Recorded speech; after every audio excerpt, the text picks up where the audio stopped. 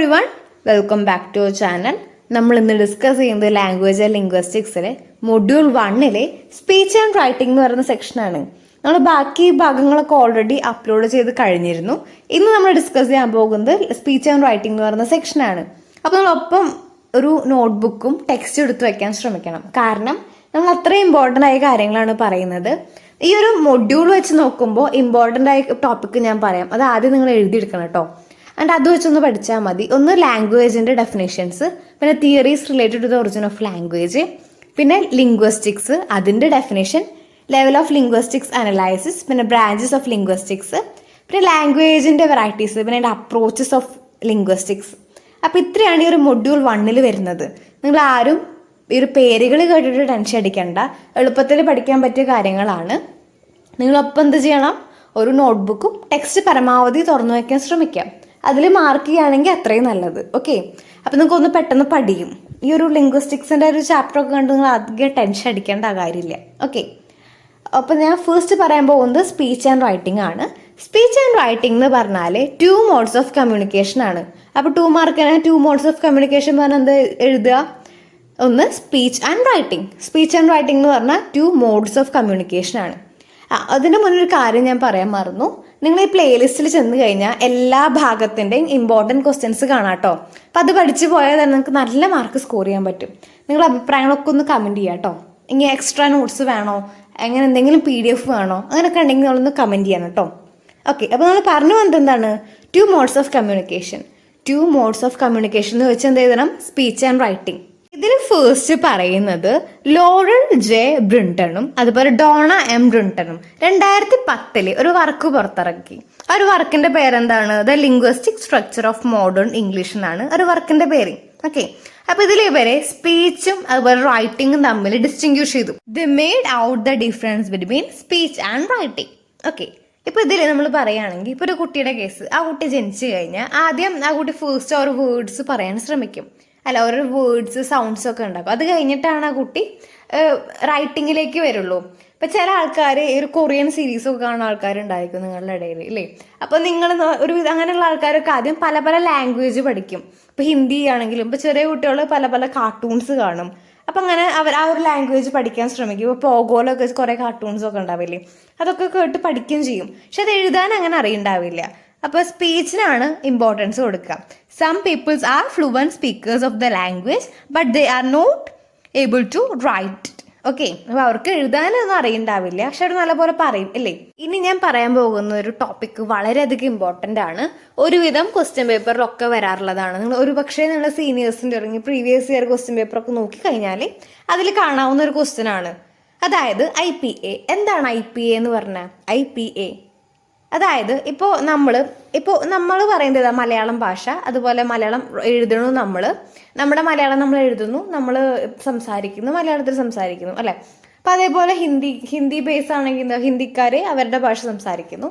ഇപ്പോൾ തുളു എന്ന് പറഞ്ഞ ലാംഗ്വേജ്, ആ ഒരു ലാംഗ്വേജിനെ തോന്നുന്നു, അതായത് അവർക്ക് റിട്ടേൺ ഇല്ല, കൂടുതലും ഭാഷയാണ്, സ്പീച്ചിനാണ് ഇമ്പോർട്ടൻസ് കൊടുക്കുന്നത്. അപ്പം നമുക്ക് എല്ലാ ലാംഗ്വേജസുകാർക്കും കോമൺ ആയിട്ടൊരു ലാംഗ്വേജ് വേണ്ട ഒരു കമ്മ്യൂണിക്കേഷൻ ചെയ്യാൻ വേണ്ടിയിട്ട്. അത് എല്ലാവരും ഇപ്പോൾ ഒരാൾക്ക് ബാക്കിയുള്ള ഭാഷകളോട് സംസാരിക്കണമെങ്കിൽ എല്ലാ ഭാഷ ഇരുന്ന് പഠിക്കാൻ പറ്റില്ലല്ലോ. അതിന് ഒരു ഇന്റർനാഷണൽ ആയിട്ട് ഒരു ഭാഷ വേണം അല്ലേ. അതിന് IPA, international phonetic alphabet. International phonetic alphabet. അപ്പോൾ ഈ വീഡിയോ കാണുന്നതോട് കൂടിയിട്ട് ഈ ഒരു ക്വസ്റ്റ്യൻ പഠിക്കുക. എന്താണ് IPA പറഞ്ഞാൽ? ഇന്റർനാഷണൽ ഫോണറ്റിക് ആൽഫബറ്റ് ആണ്. Why it was invented and in which year? എന്തിനാണ് അത് കണ്ടുപിടിച്ചിരിക്കുന്നത്? അത് ഏത് കൊല്ലാണ്? നിങ്ങൾ ടെക്സ്റ്റിലെ പേജ് നമ്പർ 22, 23 ഉണ്ട് കേട്ടോ. IPA എന്ന് പറഞ്ഞ ഇന്റർനാഷണൽ ഫോണറ്റിക് ആൽഫബറ്റ് ആണ്. അത് ഏത് ഇയറിലാണ് ഇൻവെന്റ് ചെയ്തത്? 1888 കേട്ടോ. 1888 ഇൻവെന്റ് ചെയ്തിരിക്കുന്നത്, കണ്ടുപിടിച്ചിരിക്കുന്നത്. അത് പിന്നെ ഒന്ന് റിവൈസ് ചെയ്തിട്ടുണ്ട്. അത് ഏതാണ്? 1989. ഓക്കെ, 1989 ഇത് റിവൈസ് ചെയ്തിരിക്കുന്നത്. അപ്പോൾ ഇയർ ഒന്ന് നോട്ട് ചെയ്യാം, ഇമ്പോർട്ടൻ്റ് ആണ്. അത് പഠിച്ചു കഴിഞ്ഞാൽ 2 മാർക്ക് 4 മാർക്കായിട്ട് എന്തായാലും കിട്ടും, ഉറപ്പാണ്. ഓക്കെ, അപ്പോൾ ഇതോടുകൂടി ഒരു ക്വസ്റ്റ്യൻ നമ്മൾ പഠിച്ചില്ലേ? IPA എന്ന് പറഞ്ഞാൽ ഇന്റർനാഷണൽ ഫോണറ്റിക് ആൽഫബറ്റ് ആണ്. It is use to show the pronunciation of the word of any language. അതായത് ഒരു സിമ്പിൾ വെച്ചിട്ട് അത് റെപ്രസെൻറ്റേറ്റ് ചെയ്തിട്ട് ഒരു സൗണ്ട്, ആ ഒരു സിമ്പിളിന് ആ ഒരു സൗണ്ട് മാത്രമാണുള്ളൂ. Okay, a single written symbol represented only 1 sound. അതായത് ഏത് ലാംഗ്വേജസുകാർക്കും ഒരു കമ്മ്യൂണിക്കേഷൻ ഇന്റർനാഷണലി കമ്മ്യൂണിക്കേഷൻ ചെയ്യാൻ വേണ്ടിയിട്ടാണ് IPA എന്ന് പറഞ്ഞിട്ടുള്ളൊരു ഇത് ഇൻവെന്റ് ചെയ്തിരിക്കുന്നത്. അപ്പം അത് പഠിച്ചില്ലേ നിങ്ങൾ? IPA means the international phonetic alphabet ആണ്. It is used to show the pronunciation of a word of any language, a single written symbol representing only one sound. In English it was revised in 1888 ആണ്. Invented in 1888 ആണ്. പിന്നെ revise ചെയ്തിരിക്കുന്നത് 1989 അപ്പോൾ അത് നിങ്ങൾ പഠിച്ചില്ലേ? അപ്പോൾ ഇത് പഠിച്ച് 2 മാർക്ക് കിട്ടിയിട്ടോ. അപ്പോൾ ഒരു ഇമ്പോർട്ടൻറ്റ് ടോപ്പിക് നമ്മൾ കവർ ചെയ്ത് കഴിഞ്ഞിട്ടുണ്ട്. ഇനി നെക്സ്റ്റ് നമ്മൾ ഇന്ന് നോക്കാൻ പോകുന്ന advantages of speech over writing. അതായത് റൈറ്റിങ്ങിൻ്റെ മീതുള്ള സ്പീച്ചിൻ്റെ അഡ്വാൻറ്റേജ് ആണ് നമ്മൾ പറയാൻ പോകുന്നത്. അപ്പോൾ ഇതിൽ 8 വേരിയേഷനാണ് വരുന്നത്, 8 ഡിവിഷനാണ് ഇതിൽ വരുന്നത്. അതിൽ ഫസ്റ്റ് വരുന്ന ഏതാണ്? എംഫസൈസിസ്. എംഫസൈസിസ് എന്ന് പറഞ്ഞാൽ നമ്മൾ ഒരു ഊങ്ങൽ കൊടുക്കുക. നമ്മളൊരു വേർഡ് പറയുമ്പോൾ, ഒരു സെൻറ്റൻസ് പറയുമ്പോൾ ഒന്ന് സ്ട്രെസ് ചെയ്ത് പറയുക, അല്ലെങ്കിൽ അതിൻ്റെ ഒരു സീരിയസ്നെസ് കാണിക്കാൻ വേണ്ടി. ഇപ്പോൾ എക്സാമ്പിൾ പറയാം. നമ്മൾ അത്രയും ഇഷ്ടപ്പെട്ട് ആഗ്രഹിച്ചൊരു ഫോൺ മേടിച്ച് വിചാരിക്കാം. ആ ഫോൺ നിലത്ത് വീണ് പൊട്ടി. അപ്പം നമ്മൾ ആ ഒരു വിഷമം എങ്ങനെയാണ് നമ്മൾ ഡയറക്റ്റ് ഫ്രണ്ടിനെ നേരിട്ട് കണ്ട് പറയുമ്പോഴല്ലേ അതിൻ്റെ ഒരു ഇമോഷനും വിഷമമൊക്കെ ആ ഫ്രണ്ടിനെ മനസ്സിലാവുള്ളൂ. അത് നമ്മൾ ജസ്റ്റ് ടെക്സ്റ്റ് മെസ്സേജ് പോലെ വാട്സപ്പിൽ അല്ലെങ്കിൽ റിട്ടേൺ ചെയ്തിട്ട് കാണിച്ചു കൊടുത്താൽ ആ ഒരു ഇമോഷൻ നമുക്ക് മനസ്സിലാവില്ല, ഇല്ലല്ലോ. നേരിട്ട് കാണുമ്പോഴല്ലേ നമ്മുടെ ടെൻഷനും നമ്മുടെ ഒരു വിഷമമൊക്കെ നേരിട്ട് കാണുമ്പോഴല്ലേ ഒന്നുകൂടി ഒരു എഫക്റ്റീവായിട്ട് കാണുക. അപ്പം അതാണ് ഇതിൽ പറയുന്നത്. സ്പീച്ചിനാണ് റിട്ടേണിനെക്കാട്ടും കൂടുതൽ ഇമ്പോർട്ടൻസ്. അപ്പം അതാണ് ഇതിൽ പറയുന്നത്. എംഫസൈസ് എന്ന് പറഞ്ഞാൽ it's indicate by the syllabus stress. ആ ഒരു സിലബിളിനെ സ്ട്രെസ് ചെയ്ത് പറയാം. ഇത് ഒന്നെങ്കിൽ എസ്സേ ക്വസ്റ്റ്യൻ ആയിട്ട് ഇതേപോലെ advantages of speech over writing എന്ന് പറഞ്ഞു വരും, അല്ലെങ്കിൽ 2 മാർക്കോ 4 മാർക്കോ ആയിട്ട് എന്താണ് ഈ ഒരു എംഫസൈസ് എന്ന് പറഞ്ഞ് ചോദിക്കുക, അങ്ങനെയൊക്കെ ചോദിക്കും കേട്ടോ. അപ്പോൾ 2 തരത്തിൽ ഈ ക്വസ്റ്റ്യൻ വരാൻ ചാൻസ് ഉണ്ട്. ഇപ്പോൾ 2 മാർക്കിന് what is meant by emphasizes in language എന്ന് ചോദിച്ചാൽ നമ്മൾ എന്താ പറയുക? In speech syllable stress can be used to show the emphasis. In written, people used to underlining, italicizing or making the letters bold for stress them. ഇപ്പം നമ്മൾ റൈറ്റിങ്ങിലാണെങ്കിലോ നമ്മൾ ആ ഒരു ഇമ്പോർട്ടൻ്റ് ആയ മാർക്ക്, ഇപ്പം ഞാൻ അതാ ഈ ഒരു ഇതിൽ ഇമ്പോർട്ടൻ്റ് ആയ ഭാഗങ്ങളൊക്കെ ഒന്ന് കളർ ചെയ്തിട്ടില്ലേ, അതേപോലെ നമുക്ക് അണ്ടർലൈൻ ചെയ്ത് വെക്കാം, ബോൾഡ് ആക്കി എഴുതാം. അപ്പം അങ്ങനെ സ്ട്രെസ് കാണിക്കാൻ പല വഴിയുണ്ട്. അതാണ് ഇതിൻ്റെ ആൻസർ ആയിട്ട് വരുന്നത്. What is meant by emphasizing in language എന്ന് പറഞ്ഞാൽ in speech syllable stress can be used to show emphasizing. In written, people use underlining, italicizing or making the letters bold or stress. നമുക്ക് ആ ഒരു stress നമ്മുടെ ആ ഒരു emotion കാണിക്കാനൊക്കെയാണ് ഇത് use ചെയ്യുന്നത്. അപ്പോൾ ഇത് നിങ്ങൾക്ക് മനസ്സിലായില്ലേ? ഇത് ഇമ്പോർട്ടൻ്റ് ആയൊരു ക്വസ്റ്റ്യൻ ആണ് കേട്ടോ. ഇതിൽ ഏതെങ്കിലും ഒന്ന് ചോദിക്കുക, ഉറപ്പാണ്. ഇനി സെക്കൻഡ് പറയുന്നത് സെൻറ്റൻസ് ടൈപ്പാണ്. ഫസ്റ്റ് ഇതാണ് എംഫസൈസസ് പഠിച്ചു. ഇങ്ങനെ നമ്മൾ പറയാൻ പോകുന്ന സെൻറ്റൻസ് ടൈപ്പാണ്. സെൻറ്റൻസ് ടൈപ്പിൽ വരുന്നത് ഇൻഡിക്കേറ്റഡ് ബൈ ഇൻറ്റോണേഷൻ. അതായത് പേജ് നമ്പർ 23 എടുക്കുക. ടെക്സ്റ്റിലെ പേജ് നമ്പർ 23 എടുക്കുക. അതിലുണ്ട് സെൻറ്റൻസ് ടൈപ്പ് എന്ന് പറഞ്ഞാൽ indicated by intonation. Rising and falling occurs of the voice. അതായത് ഒരു വോയിസിൽ ഉണ്ടാവുന്ന ടോണ്. ഇപ്പോൾ ഒരു മൂവിയിൽ, മലയാളം മൂവി കട്ടപ്പനയിൽ ഹൃതിക് റോഷനിൽ നമ്മുടെ എന്തായിരുന്നു വിഷ്ണു ഉണ്ണികൃഷ്ണൻ അദ്ദേഹം പറയുന്നില്ല, സാർ എന്തിനങ്ങനെ ചൂടാവണമെന്ന് ചോദിക്കുമ്പോൾ പറയണില്ലേ, ഇതാ എൻ്റെ ടോൺ അങ്ങനെയാണെന്ന്. ആ ഒരു ടോൺ, അതായത് ഇപ്പോൾ ഒന്ന് പോയടാ എന്ന് പറയലും ഒന്ന് പോയടാ എന്ന് പറയും, ആ ടോണിലുണ്ടാവുന്ന വ്യത്യാസമല്ലേ, അതാണ് ഇതിൽ പറയുന്നത്. Indicated by ഇനോട്ടേഷൻ. സെൻറ്റൻസ് ടൈപ്പിൽ വരുമ്പോൾ rising and falling of contours of the voice. ആ ഒരു വോയിസിലുണ്ടാവുന്ന ചേഞ്ച്, അതാണ് ഈ സെൻറ്റൻസ് ടൈപ്പിൽ വരുന്നത്. ഇനിയിപ്പോൾ നമ്മൾ റൈറ്റിംഗ് ആണ് ചെയ്യുന്നതെന്നുണ്ടെങ്കിൽ സെൻറ്റൻസിന് ഡിഫറെൻ്റ് എങ്ങനെയാണ് മനസ്സിലാക്കുക? എങ്ങനെയാ? അതിൽ നമ്മൾ പഞ്ച്വേഷൻ മാർക്ക് യൂസ് ചെയ്യും അല്ലേ?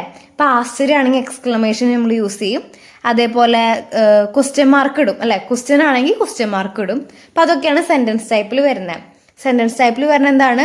ഒന്ന് എക്സ്പ്രഷനായിട്ട് നമ്മൾ സ്പീച്ചിൽ വരുന്നത് നമ്മുടെ എക്സ്പ്രഷൻ, നമ്മുടെ ടോണ്, അത് falling and rising of sound അല്ലെങ്കിൽ വോയിസ്. അപ്പോൾ അതാണ് സെൻറ്റൻസിൽ വരുന്നത്. ഇനി റിട്ടേണിൽ വരുമ്പോൾ നമ്മൾ എക്സ്ക്ലമേഷനും പഞ്ച്വേഷൻ മാർക്ക് യൂസ് ചെയ്യും. അപ്പോൾ അതാണ് സെൻറ്റൻസ് ടൈപ്പിൽ വരുന്നത്. ഇത്രയും നിങ്ങൾക്ക് ക്ലിയർ ആയില്ലേ? ഡൗട്ട്സ് ഒന്നുമില്ലല്ലോ?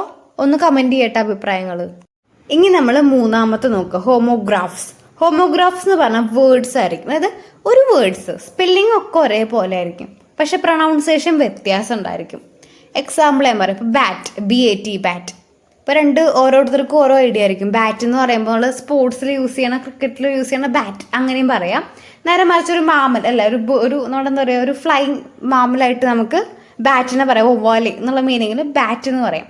അപ്പോൾ രണ്ടിൻ്റെ സ്പെല്ലിംഗ് ഒന്നാണ്, പക്ഷേ മീനിങ് വ്യത്യാസമുണ്ട്. അപ്പം അങ്ങനെയുള്ള കാര്യങ്ങൾ നമുക്ക് കൂടുതലും പറഞ്ഞിട്ടല്ല അറിയിക്കാൻ പറ്റുള്ളൂ. നമുക്ക് എഴുതിയിട്ട് അറിയിക്കാം, പക്ഷെ എന്നാലും ഒന്നുകൂടി എക്സ്പ്രസീവ് ആയിട്ടുള്ളത് പറയാനല്ലേ, അത് പറഞ്ഞിട്ടല്ല ഒന്നുകൂടി മനസ്സിലാവാൻ പറ്റുള്ളൂ. ബാറ്റ് എന്ന് പറയുമ്പോൾ വായിക്കുമ്പോൾ രണ്ടും സെയിം ആണ് അല്ലേ. അപ്പം അതാണ് ഈ ഒരു ഹോമോഗ്രാഫിക്സിൽ വരുന്നത്. Words that are spelled the same but pronounced differently. Spelling രണ്ടായിരിക്കും, പക്ഷേ പ്രൊണൗൺസിയേഷൻ വ്യത്യാസം ഉണ്ടായിരിക്കും, മീനിങ്ങും വ്യത്യാസം ഉണ്ടായിരിക്കും. അപ്പം അതാണ് മൂന്നാമത്തെ വരുന്നത് കേട്ടോ. ഇനി നമ്മൾ നോക്കാൻ പോകുന്ന ഫോർത്ത് വൺ, പാരാ ലാംഗ്വേജ്. എക്സാമിന് ഇത് എങ്ങനെ ചോദിക്കുക എന്നറിയോ? ഇതിപ്പോൾ എസ് ആയിട്ടാണ് വരുന്നത് വെച്ചെങ്കിൽ advantages of speak over writing, speech over writing എന്ന് പറഞ്ഞാൽ എസ് ആയിട്ട് ചോദിക്കാൻ ചാൻസ് ഉണ്ട്. അല്ലെങ്കിൽ 2 മാർക്കിനായിട്ട് write about homographs, what is homographs, അല്ലെങ്കിൽ വാട്ട് ഈസ് പാരാ ലാംഗ്വേജ്, അല്ലെങ്കിൽ വാട്ട് ഈസ് സെൻറ്റൻസ് ടൈപ്പ്, അങ്ങനെയുള്ള രീതിയിലാണ് 2 മാർക്കിന് ചോദിക്കുക. ഇത് 4 മാർക്കിലേക്ക് വരുമ്പോൾ വാട്ട് ഈസ് ഹോമോഗ്രാഫ് എക്സ്പ്ലെയിൻ, അതിൻ്റെ കൂടെ തന്നെ പാരാ ലാംഗ്വേജ് എക്സ്പ്ലെയിൻ, അല്ലെങ്കിൽ ഒരു ആൻഡ് ഇട്ടിട്ട് 2 എക്സ്പ്ലെയിൻ ചെയ്യാൻ പറയും. അപ്പം അങ്ങനെയുള്ള രീതിയിലാണ് ഈ ഒരു ക്വസ്റ്റ്യൻ വരിക. അപ്പോൾ ഈ ഒരു ക്വസ്റ്റ്യൻ്റെ ടൈപ്പ് ഒന്ന് പഠിച്ചു വെക്കുക. അപ്പോൾ ഇത് നിങ്ങൾ ഹെഡിങ് മാത്രം പഠിച്ചു പോകരുത്, അതിൻ്റെ കണ്ടന്റ് കൂടി ഒന്ന് മനസ്സിലാക്കുക. അപ്പോൾ നമ്മൾ പറയുന്നത് para language. Fourth one para language ആണ് കേട്ടോ. പാരാ ലാംഗ്വേജ് പറഞ്ഞാൽ നമ്മുടെ ടോണ് വോയിസിലുള്ളത്, ഇപ്പോൾ ക്വാളിഫൈ ചെയ്യേണ്ട വോക്കൽ ക്വാളിഫയേഴ്സ്. അതായത് ഇപ്പോൾ ഒരു കാര്യം തന്നെ പലതരത്തിൽ പറയാം. ഇപ്പോൾ അങ്ങനെ വിസ്പർ ചെയ്ത് പറയാം, ഹൗൾ ചെയ്ത് പറയാം, അതായത് നമുക്ക് ഉറക്കെ ഓളിയിട്ടിട്ട് പറയാം, അല്ലെങ്കിൽ നമുക്ക് മെല്ലെ ഒന്നിങ്ങനെ സംസാരിക്കണ ഇതിൽ ജസ്റ്റ് ഫ്രണ്ട്സിനോട് സംസാരിക്കുന്ന ഒരു മിനിമം വോയിസിൽ, അങ്ങനെയൊക്കെ പലതരത്തിൽ നമുക്ക് പറയാം അല്ലേ. ആൻഡ് സോ ഓൺ, പലതരത്തിൽ പറയാം. Shouting, ഗ്രൗളിങ്, സിസ്പറിങ്, drooling and so on, അങ്ങനെ പലതരത്തിൽ നമുക്കൊരു കാര്യം പറയാം. അപ്പോൾ അതാണ് പാരാ ലാംഗ്വേജ് എന്ന് പറയുന്നത്. Para language, different types of language. പിന്നെ അടുത്തത് ഫിഫ്ത്ത് വൺ എന്ന് പറഞ്ഞാൽ വാരിയേഷൻസ് ഇൻ പ്രൊണൗൺസിയേഷൻ. അതായത് നമ്മളൊരു ഡിഫറെൻറ്റ് വാരിയേഷൻസ്, സ്ലാങ്. ഇപ്പം നമ്മൾ മലയാളം തന്നെ പല സിറ്റുവേഷനിലായിരിക്കും. ഇപ്പം നമ്മൾ തൃശ്ശൂർ ഭാഷയിലുള്ള മലയാളം ആയിരിക്കില്ല കോഴിക്കോട് നിന്ന് അല്ലെങ്കിൽ തിരുവനന്തപുരമൊക്കെ ചെന്ന് കഴിഞ്ഞാൽ അല്ല, സ്ലാങ്ങിൽ വ്യത്യാസം ഉണ്ടായിരിക്കും. അപ്പോൾ അതാണ് പ്രൊണൗൺസിയേഷൻ ടോണിൽ. സ്പീച്ച് നമ്മൾ പറയുമ്പോഴാണ് ആ ഒരു ടോൺ നമുക്ക് പെട്ടെന്ന് മനസ്സിലാവുക. എഴുതുമ്പോൾ നമുക്ക് അത്ര വലിയ പ്രശ്നം ഉണ്ടായിരിക്കില്ല. പക്ഷെ പറഞ്ഞു വരുമ്പോൾ എല്ലാ ലാംഗ്വേജും തന്നെ സ്ലാങ്, സെയിം ലാംഗ്വേജ് തന്നെ സ്ലാങ്ങിൽ വ്യത്യാസം ഉണ്ടായിരിക്കും. അതാണ് പ്രൊണൗൺസിയേഷനിൽ വരുന്നത്. ഓക്കെ, വേരിയേഷൻ, പ്രൊണൗൺസിയേഷൻ, ഒരു സ്ലാങ്, ഡയലക്റ്റ് ഓർ ഡയലക്റ്റ്, അതൊക്കെയാണ് ഇതിൽ വരുന്നത്. നമ്മളപ്പോൾ 5 പഠിച്ചു. ഇതിൽ നിന്ന് ക്വസ്റ്റ്യൻസ് എങ്ങനെ വന്നാലും എഴുതാൻ പഠിക്കണം കേട്ടോ. നെക്സ്റ്റ് വൺ കൈനസ്റ്റിക്, അതാണ് ബോഡി മൂവ്മെന്റ്. ഇപ്പോൾ കൈനസ്റ്റിക് എനർജി എന്ന് കേട്ടിട്ടുണ്ടോ? അത് മൂവ്മെന്റ്, ബോഡിയിൽ ഉണ്ടാവുന്ന മൂവ്മെന്റ്, ഫേഷ്യൽ എക്സ്പ്രഷൻ. അതായത് ഇപ്പോൾ നമ്മൾ സിനിമയിൽ കണ്ടിട്ടില്ലേ, ഇപ്പോൾ പോലീസുകാർ ചോദ്യം ചെയ്യുമ്പോൾ പ്രതികൾ കണ്ണിന്റെ മൂവ്മെന്റ് നോക്കിയിട്ട് കള്ളം പറയാണോ എന്ന് മനസ്സിലാക്കണതൊക്കെ, അങ്ങനെ അതൊക്കെയാണ് ഈ ഒരു കൈനസ്റ്റിക്കിൽ വരുന്നത്. അതായത് ഒരാളുടെ ബോഡി മൂവ്മെന്റ്, ജസ്റ്റേഴ്സ് ഒക്കെ വെച്ചിട്ട്, ഫേഷ്യൽ എക്സ്പ്രഷൻസോ മൂവ്മെന്റ് ഒക്കെ വെച്ചിട്ട് നമ്മൾ അവരൊന്ന് മനസ്സിലാക്കുക, ഇൻഡിക്കേറ്റ് ചെയ്ത് ബോഡി മൂവ്മെന്റ്സ്. അപ്പോൾ അതാണ് കൈനസ്റ്റിക്കിൽ വരുന്നത്. നെക്സ്റ്റ് വൺ എന്ന് പറഞ്ഞാൽ 7th വൺ, പെർഫോമൻസ് എറർ. അതായത് നമുക്ക് എന്തെങ്കിലും കാര്യം, ഇപ്പോൾ എന്തെങ്കിലും ഒരു കാര്യം ആരെങ്കിലും ചോദിച്ചു, അപ്പോൾ നമുക്ക് ഇഷ്ടമല്ല, ഇപ്പോൾ നമ്മൾ വേണ്ട എന്ന് പറയുന്നത്, നമുക്ക് കൂടുതലും എക്സ്പ്രസ് ചെയ്യാൻ പറ്റിയ വോയിസ് കൊണ്ടല്ലേ, ടെക്സ്റ്റ് കൊണ്ടുള്ള എക്സ്പ്രഷനെക്കാട്ടിയും കൂടുതൽ എഫക്റ്റീവ് ആയിട്ടുള്ളത് സ്പീച്ച് കൊണ്ടുള്ളൊരു വോയിസ് അല്ലേ. അതാണ് ഈ ഒരു പെർഫോമൻസ് എററിൽ വരുന്നത്. നെക്സ്റ്റ് പറയുന്നത് ഫീച്ചേഴ്സ് ഓഫ് സ്പീച്ച് സിറ്റുവേഷൻസ്. അതായത് ഓരോ ആൾക്കാരായിട്ട് നമ്മൾ സംസാരിക്കുമ്പോൾ ഓരോ സിറ്റുവേഷൻ ആയിരിക്കും. 8th വൺ എന്ന് പറഞ്ഞാൽ ഫീച്ചേഴ്സ് ഓഫ് സ്പീച്ച് സിറ്റുവേഷൻ. അതായത് ഇപ്പോൾ നമ്മളൊരു കാര്യം ഫ്രണ്ടിനോട് ബെസ്റ്റ് ഫ്രണ്ടിനോട് പറയണ പോലെയല്ല പാരൻസിനോട് പറയാം. അല്ലെങ്കിൽ ചിലർക്ക് പാരൻസും ബെസ്റ്റ് ഫ്രണ്ട് ആയിരിക്കും, പക്ഷേ നമ്മളൊരു കാര്യം നമ്മുടെ ഫ്രണ്ടിനോട് പറയണ പോലെ അല്ലല്ലോ നമ്മൾ ആ ഒരു കാര്യം ടീച്ചറിനോട് പറയാം. ഒരു ചേഞ്ച് ഉണ്ടായിരിക്കും അല്ലേ. ആ ഒരു റിലേഷൻ, ആ ഒരു ഫ്രണ്ട്ഷിപ്പ് നമുക്കൊരു, അല്ലെങ്കിൽ ആദ്യമായിട്ട് ഒരാളെ കാണുകയാണ്, അയാളെ കണ്ട നമ്മൾ ആദ്യം ബെസ്റ്റ് ഫ്രണ്ടിനെ കണ്ട പോലെ സംസാരിക്കുമോ? ഇല്ല, ഒരു വ്യത്യാസം ഉണ്ടാവും അല്ലേ. ആ ഒരു റിലേഷൻ്റെ ഒരു ഡീപ്നെസ് പോലെ ഇരിക്കും ആ ഒരു പെരുമാറ്റം അല്ലേ. Features of speech situation such as relation of the speaker and the hearer intimacy, speaker and the hearer intimacy and personal contact. അവരുടെ ഒരു ഇൻറ്റിമസി, ഒരു ഡീപ്നെസ് അനുസരിച്ചിരിക്കും ആ ഒരു റിലേഷൻ, അല്ലെങ്കിൽ ആ ഒരു സംസാരം, ആ ഒരു ആ ഒരു ഡീപ്നെസ്. അപ്പോൾ അതാണ് ഫീച്ചേഴ്സ് ഓഫ് സ്പീച്ച് സിറ്റുവേഷനിൽ വരുന്നത്. ഇപ്പോൾ നമ്മൾ അഡ്വാൻറ്റേജസ് ഓഫ് സ്പീച്ച് ഓവർ റൈറ്റിങ്ങിലെ 8 സംഭവങ്ങൾ പഠിച്ചു. ഏതാണ്? Emphasising, sentence type, homographs. 4th one para language, variation pronunciation, കൈനസ്റ്റിക്, performance error. 8th one features of speech situation. അപ്പോൾ ഇത് 8 നിങ്ങൾ പഠിച്ചിരിക്കണം. ഇതിൽ 2 മാർക്കായിട്ട് കൂടുതലും റിപ്പീറ്റ് ചെയ്ത് ചോദിച്ചിട്ടുള്ളത് പാരാ ലാംഗ്വേജും അതുപോലെ ഹോമോഗ്രാഫ്സ് ചോദിച്ചിട്ടുണ്ട്, എംഫസൈസും. ഇത് 3ഉം 2 മാർക്ക് 4 മാർക്കായിട്ട് ചോദിച്ചത് കണ്ടിട്ടുണ്ട് കേട്ടോ. നിങ്ങൾ ഏത് പ്രീവിയസ് ഇയർ ക്വസ്റ്റ്യൻ പേപ്പർ എടുത്ത് നോക്കിയാലും നിങ്ങൾക്ക് അത് കാണാൻ പറ്റും. അത് ഒരുപാട് തവണ റിപ്പീറ്റ് ചെയ്ത് വന്നിട്ടുണ്ട്. ഓക്കെ, ഇനി നമുക്ക് നോക്കാനുള്ളത് advantages of writing over speech ആണ്. ഇതിലും ഒരു 8 വരുന്നുണ്ട്, പക്ഷെ ഇത് എളുപ്പത്തിൽ മനസ്സിലാക്കാവുന്നതാണ് കേട്ടോ. ഫസ്റ്റ് വൺ എന്ന് പറഞ്ഞാൽ ഹിസ്റ്റോറിക്കൽ ചേഞ്ച്. ഹിസ്റ്റോറിക്കൽ ചേഞ്ച് എന്ന് പറഞ്ഞാൽ ഇപ്പോൾ ഒരു സ്പെല്ലിങ്, ഇപ്പോൾ പണ്ടത്തെ ഒരു കാര്യം, ഒരു സ്പെല്ലിങ്, ആ ഒരു വേർഡ് പ്രൊണൗൺസ് ചെയ്തിട്ട് ഓരോ കൊല്ലം കൂടുന്തോറും അതിനൊരു പ്രൊണൗൺസിയേഷനിൽ മോഡിഫിക്കേഷൻ വരുന്നുണ്ട്.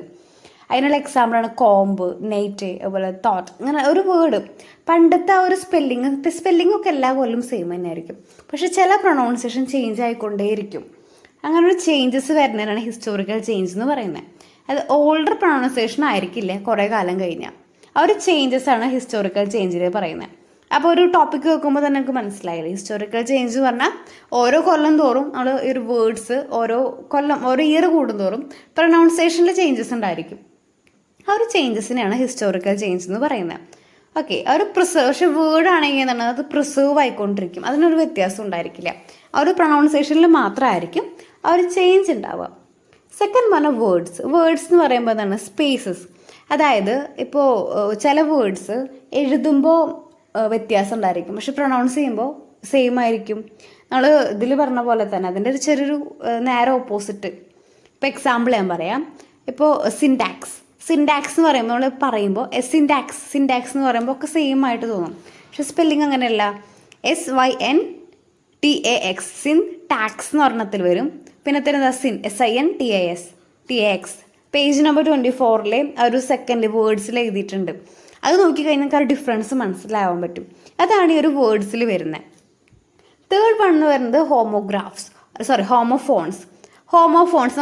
നമ്മൾ അഡ്വാൻറ്റേജസ് ഓഫ് സ്പീച്ച് ഓവർ റൈറ്റിങ്ങിൽ പറഞ്ഞിരുന്നു, ഹോമോഗ്രാഫ്സ് പഠിച്ചിരുന്നു. അതേപോലെ അതിൻ്റെ നേരെ ഉൾട്ടയാണ് അഡ്വാൻറ്റേജസ് ഓഫ് റൈറ്റിംഗ് ഓവർ സ്പീച്ചിൽ വരുന്നത്, ഹോമോഫോൺസിൽ എന്താ വരുന്നത്, സെയിം പ്രൊണൗൺസിയേഷൻ ആയിരിക്കും, പക്ഷെ സ്പെല്ലിങ്ങിൽ വ്യത്യാസം ഉണ്ടായിരിക്കും. നമ്മൾ ഹോമോഗ്രാഫ്സിൻ്റെ നേരെ ഉൾട്ട, അതായത് അതിൻ്റെ നേരെ ഓപ്പോസിറ്റ്, സെയിം പ്രൊണൗൺസിയേഷൻ ആയിരിക്കും, പക്ഷെ സ്പെല്ലിങ് ഡിഫറെൻ്റ് ആയിരിക്കും. അതിന് എക്സാമ്പിളാണ് മെയ്ഡ്.